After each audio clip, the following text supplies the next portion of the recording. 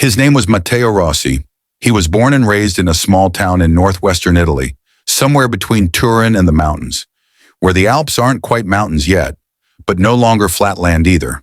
A place where everyone knows everyone, where life moves slowly, and where most people either work at a factory or run a family business.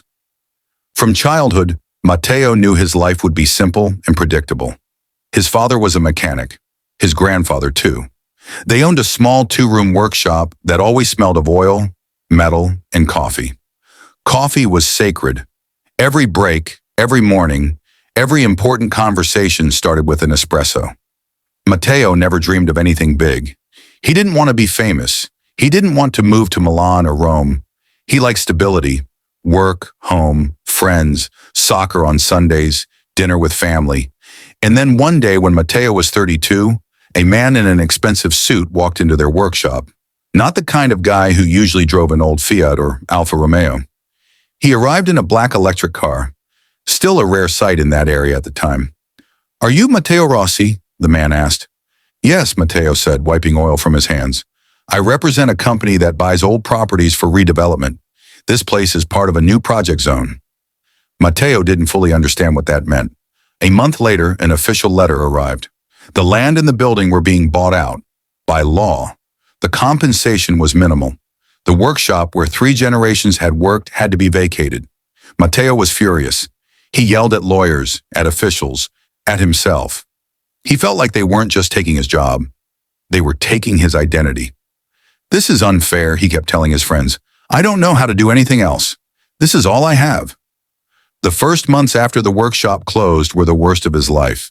He woke up without a purpose, without the smell of coffee in the garage, without clients joking about old cars, without his father who once taught him how to hold a wrench. He barely had enough money to rent a small space on the edge of town. It was cold, quiet, and no one ever came in. Matteo was angry at the whole world. He saw himself as a victim of the system. He kept saying that if it weren't for that electric car and that man in the suit, his life would have been normal. One evening, sitting alone in the empty workshop, he randomly started taking apart the same electric car someone had once brought in for repairs. He was just bored. And then he realized something. He didn't understand half of what he was looking at. That hit him. For the first time in his life, he didn't feel like an expert. He felt like a beginner. He started watching videos, reading forums, learning electronics. At first out of anger, like he was trying to prove something to the world, then out of curiosity. A year later, he was the only mechanic in his region who actually understood electric vehicles. People started coming from other towns, then from Turin, then even from France.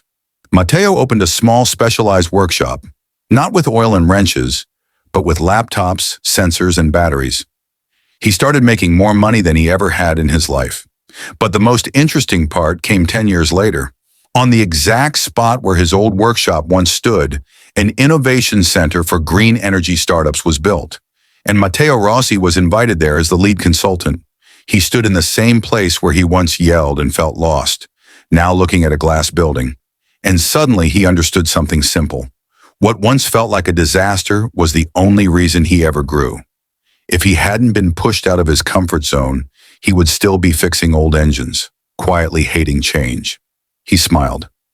Because sometimes life doesn't break you to destroy you. It breaks you to turn you into someone you never imagined you could become.